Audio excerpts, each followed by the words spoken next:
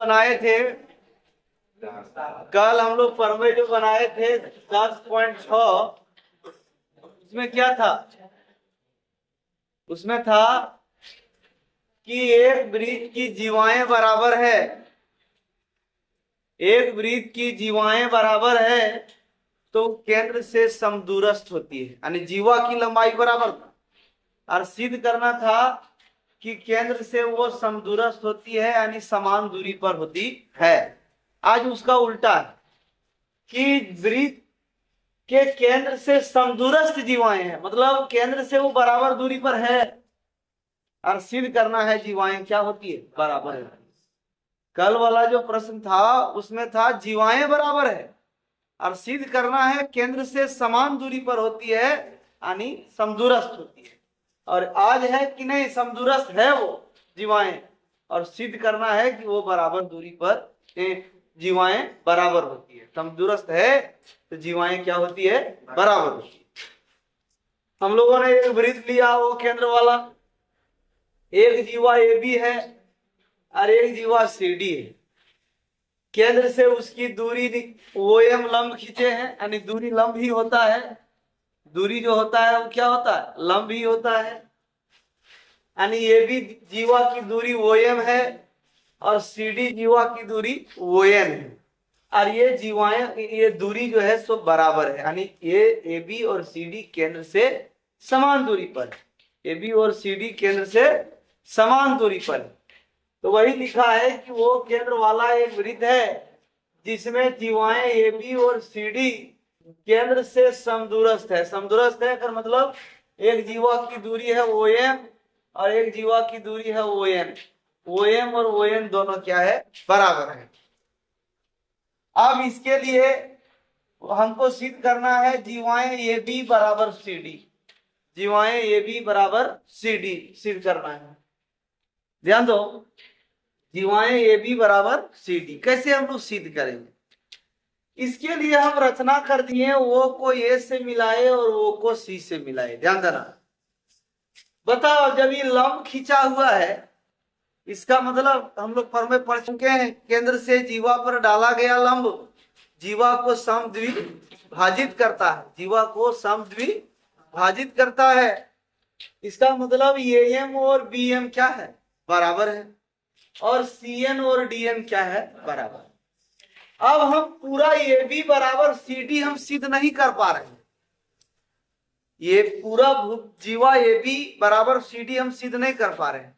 हम अगर ए और सी को मिलावें तो हम सिद्ध करेंगे ए एम बराबर सी एन, और अगर हम बी और डी को मिलाते हैं अगर तो हम सिद्ध करते बी एम बराबर डी एन। तो हम ए और सी को मिलाएंगे। अब यहां बन गया त्रिभुज ए एम ओ समकोण त्रिभुज है, त्रिभुज सी एन ओ समकोण त्रिभुज है। अगर हम ये दोनों को सर्वांगसम कर दें, ध्यान दो, अगर ये दोनों को हम क्या कर दें, सर्वांगसम कर दें तो सीपीसीटी से ए एम और सी एन बराबर हो जाएगा। और ए एम का दुगुना है कौन, ये बी, और सी एन का दुगुना है कौन, सी डी, है ना। तो दुगुना करके हम ए बी और सी डी प्राप्त कर सकते हैं। सबसे पहले हम ए एम और सी एन कैसे बराबर हुआ इसको देखते हैं। तो त्रिभुज ए एम ओ और त्रिभुज सी एन ओ में दोनों का एकक कोण 90 डिग्री है। इसका कोण 90 डिग्री कौन है, ए एम ओ बराबर कोण सी एन ओ। क्यों बराबर है, प्रत्येक कोण 90 डिग्री है। ओ एम बराबर ओ एन ये दिया हुआ है, कहाँ दिया हुआ है, कहाँ लिखल है, ओ एम बराबर ओ एन कहीं लिखल है, लेकिन लिखल है समदूरस्थ जीवाएं, यानी केंद्र से, समझना होगा ना, केंद्र से समान दूरी पर जीवाएं, यानी इसका जो दूरी था सो ओ एम था और इसका दूरी जो था वो क्या था, ओ एन था। इसका मतलब ओ एम और ओ एन बराबर है। ओ एम और ओ एन बराबर दिया हुआ है, ओ ए बराबर ओ सी है, एक ही वृत्त की त्रिज्या है। अब हम देख रहे हैं कि इस त्रिभुज का एक कोण 90 डिग्री और कर्ण और एक भुजा, इसका भी एक कोण 90 डिग्री और कर्ण और भुजा से बराबर है। इसका मतलब दोनों त्रिभुज सर्वांगसम है, कौन कसौटी से। आज जब सर्वांगसम है तो फिर सभी संगत पाठ उसके क्या है, बराबर। तो सभी हमको मतलब नहीं है, मतलब है ए एम बराबर क्या, सी एन। तो ए एम बराबर सी एन हो गया, किससे, सीपीसीटी से दोनों तरफ 2 से गुना कर दिए, यानी एएम का दुगुना और सीएम का दुगुना। दोनों साइड समीकरण में दोनों साइड जुड़ने से, बराबर चीज जुड़ने से, बराबर चीज घटाने से, बराबर चीज गुना करने से, बराबर चीज भागा देने से समीकरण का मान में कोई परिवर्तन नहीं होता। दोनों साइड 2 से गुना कर दिए, तब ये हो गया 2am, यानी एएम का दुगुना। एएम का दुगुना कौन होगा? ये भी। सीएम का दुगुना कौन होगा? सीडी। इस बीएम का भी दुगुना होगा। हम इधर रचना करते तो बीएम और डीएम से हम लोग सिद्ध कर देते, है ना। तो 2am को हम क्या लिख सकते हैं? ये भी। और 2cm को हम लोग क्या लिख सकते हैं? तो यहां से क्या कानून बना कि अगर जीवाएं केंद्र से बराबर दूरी पर हो, जीवाएं केंद्र से बराबर दूरी पर, हम मान लो केंद्र है, यहां से 5 सेंटीमीटर पर अगर एक जीवा है और 5 सेंटीमीटर पर एक और जीवा है, तो जब ऐसा देखने को मिले तो दोनों जीवाओं की लंबाई क्या होगी? बराबर होगी। और अगर दोनों जीवाएं बराबर है तो केंद्र से समान दूरी पर होगा। ये 2 पर मैं यहाँ सिद्ध हुआ। 6.6 में 10.6 में क्या था कि बराबर जीवाएं केंद्र से समदूरस्थ होती है, और इसका उल्टा हुआ कि अगर केंद्र से समदूरस्थ जीवाएं हैं तो जीवाओं की लंबाई क्या होती है? समान होती है। अब इसको लिख लीजिए, फिर पर में 10.8 देखते हैं क्या है। कब नहीं, क्वेश्चन हमारा है प्रमेय 10.8 कि एक चाप द्वारा केंद्र पर यंत्रित कोण, यंत्रित मतलब बना हुआ, एक चाप द्वारा, वृत्त में बहुत सारे चाप हम बना सकते हैं लेकिन एक चाप, तो हमने एक चाप लिया ये भी, एक चाप क्या लिया? तो ये भी केंद्र पर कौन कौन बनाया? ये वो बी, ये भी जो केंद्र पर कौन बनाया, कौन क्या हुआ? ये वो बी। और यही चाप ये बी द्वारा शेष भाग पर कहीं यहाँ कौन भी, तो हम यहाँ लिए हैं बिंदु सी, तो यही ये भी चाप के द्वारा यहाँ जो सी पर कौन बना, परिधि पर जो बना, शेष भाग पर जो बना, वहां का कौन क्या नाम है उसका? ये सी बी। कहता ये केंद्र वाला जो कौन है, केंद्र वाला जो कौन है वो परिधि पर के कोण का क्या होता है? दुगुना होता है। अगर ये 60 डिग्री है तो ये 120 डिग्री, यानी यहाँ वाला से ये वाला क्या है? दो गुना है। और वो वाला यहाँ वाला से क्या होगा? तब ज्यादा होगा। इसको शॉर्ट में हम लोग इस नियम को बोलेंगे कि केंद्र पर का कोण, चाप द्वारा बनाया हुआ केंद्र पर का परिधि पर के कोण का दुगुना होता है। जबकि गणित में कौन भाषा में लिखा हुआ है? चाप द्वारा केंद्र पर यंत्रित कोण शेष भाग पर यंत्रित कोण का दुगुना होता है। ध्यान दो, सब प्रमेय जो है सो एकदम आसानी से नहीं सिद्ध होता है, कुछ में थोड़ा सा ज्यादा बल लगता है। किस अनुसार से? जिस अनुसार से डॉक्टर जब दवा लिखता है तो क्या सब दवाइयां मीठे लगता है? सब मीठ लगता है क्या? लेकिन मीठ लगे या तीत लगे, खाना तो पड़ता है ना, क्योंकि बीमारी हमको ठीक करना है ना।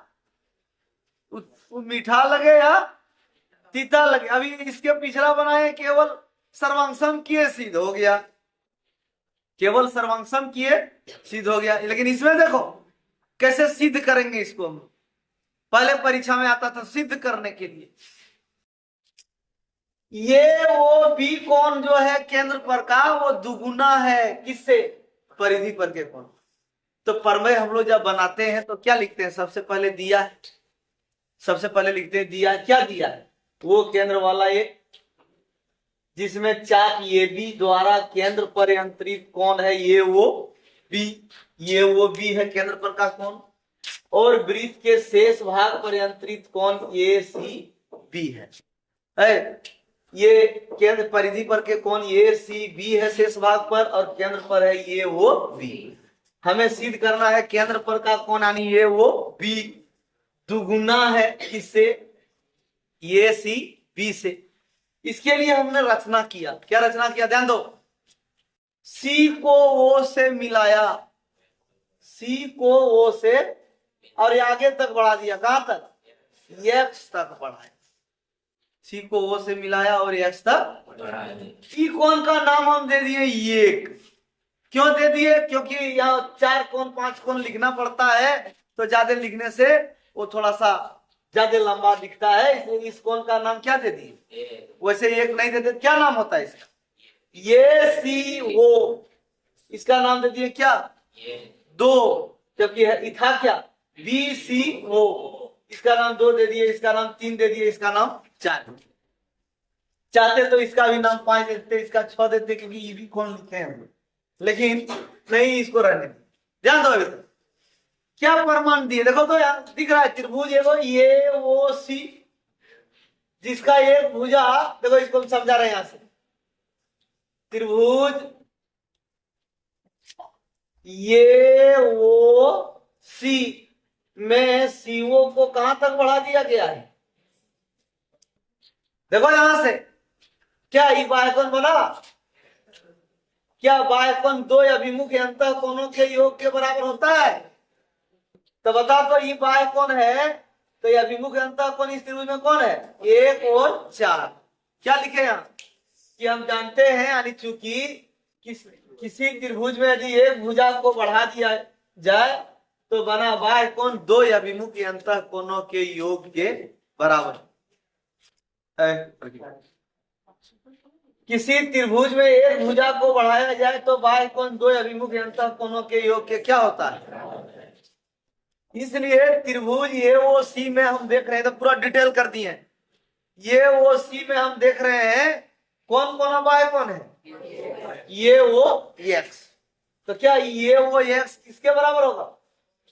1 प्लस 1 नहीं लिखते अभी, तो उसका नाम लिखते 1 प्लस, इसको हम क्या मान लिया? समीकरण। अब देखो यहाँ इस त्रिभुज को देखो, इस त्रिभुज में ओसी त्रिज्या है, ओए भी क्या है?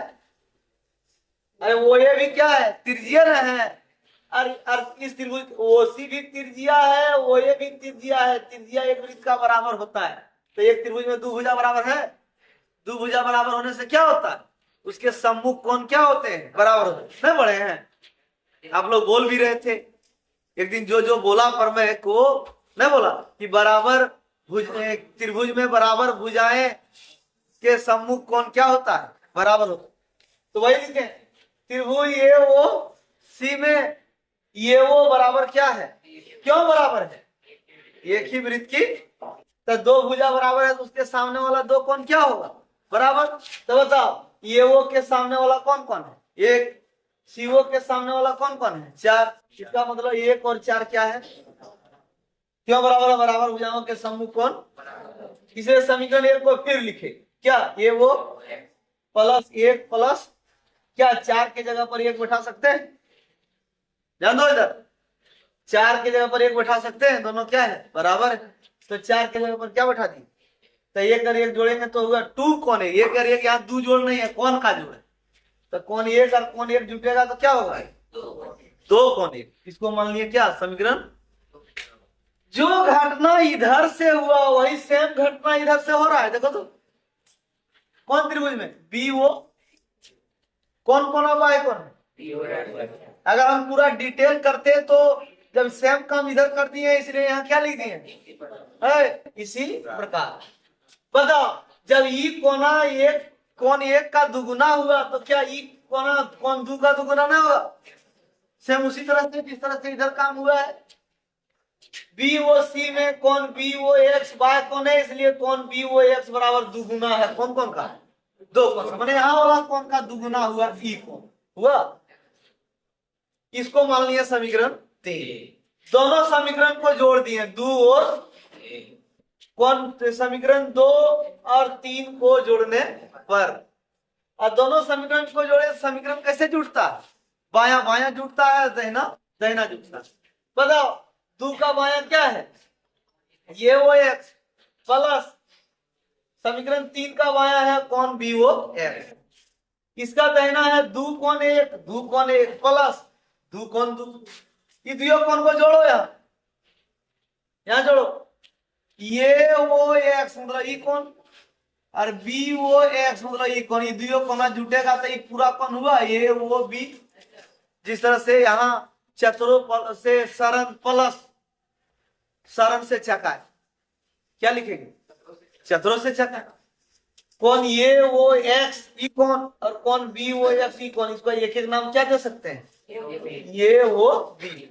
ये दोनों को जोड़ के क्या नाम पड़ा? ये दोनों में दो है, दो कॉमन निकलेगा, क्या बचा? कौन एक प्लस कौन। उसी तरह से कौन एक और दो को जोड़ के एक नाम दो, एक और दो एक को जोड़ेंगे तो कौन नाम होगा?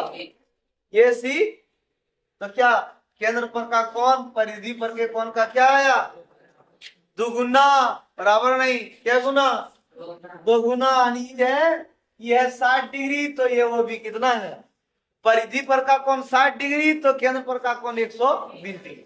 परिधि पर का कोण 50 डिग्री, तो केंद्र पर का कोण 100 डिग्री।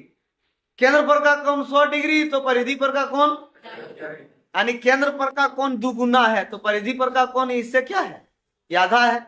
हम लोग दोनों तरफ से बोल सकते हैं कि केंद्र पर का कोण परिधि पर के कोण का दुगुना होता है, या परिधि पर के कोण केंद्र पर के कोण का क्या होता है? आधा होता है ना? लिखो।